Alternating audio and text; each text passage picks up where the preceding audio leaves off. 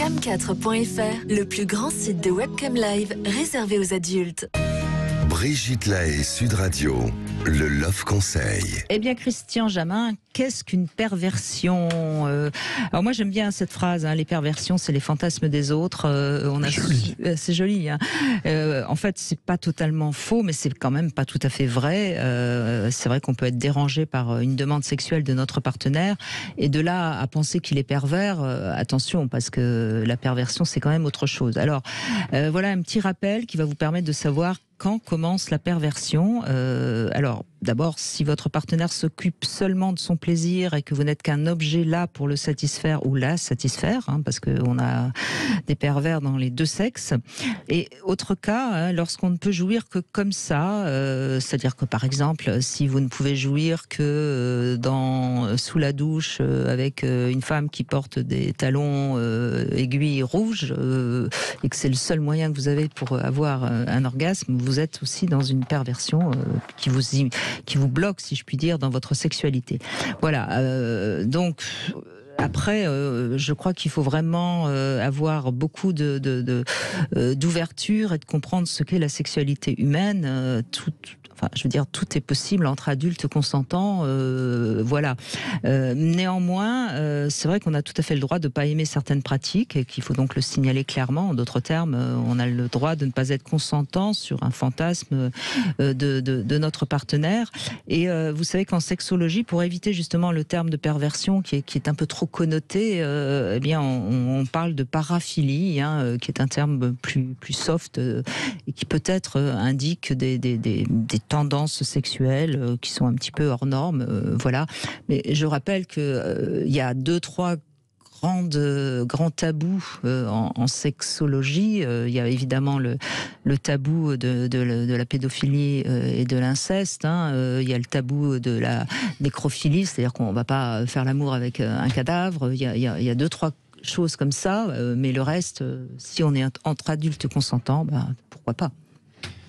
Oui, je ne peux être que d'accord, si ce n'est qu'aujourd'hui, il y a beaucoup de difficultés à définir le consentement. Parce qu'il y a le consentement sous influence. J'organise un congrès là, au mois de septembre, et j'ai demandé à un psychologue d'essayer de nous expliquer la différence entre le consentement et l'influence, etc. Et ça, pour moi, ça reste très compliqué. Oui, et il y a même cette idée qui est développée entre sexologues, de l'idée du consentement dû à la culture de la société. Par exemple, je vais prendre un exemple que tout le monde va bien comprendre, qui n'est pas sexuel, encore que, vous l'avez dit tout à l'heure, la chevelure est quelque chose de sexuel. Mais quand une femme dit qu'elle porte le voile parce que c'est son désir à elle, la question de savoir si elle est consentante de porter le voile ou pas peut se poser par rapport justement au fait si elle habite dans une cité ou si elle ne porte pas le voile, elle risque d'être agressée par quelqu'un. Donc on sait très bien que dans la sexualité c'est un peu pareil. On peut être consentante parce que c'est notre mari et qu'on sait que si on fait pas l'amour, il va nous faire la gueule pendant tout le week-end. Est-ce qu'on est réellement consentante ? C'est en effet une question, mais vous le savez sans doute, Christian Jamin, on en a déjà parlé. Moi, je ne suis pas pour ce terme consentement en ce qui concerne la sexualité. Oui, je dois dire que je suis très perplexe par rapport à cette difficulté qui, effectivement, comme vous venez de le dire, dépend effectivement de certaines positions sociales, de contexte, mais aussi d'époque.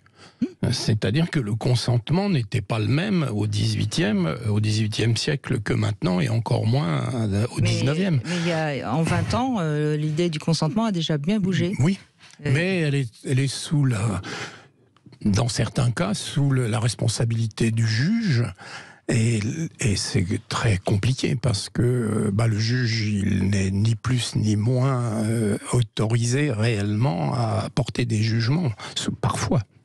Et ça pose aussi une grande question dans les pratiques sadomasochistes.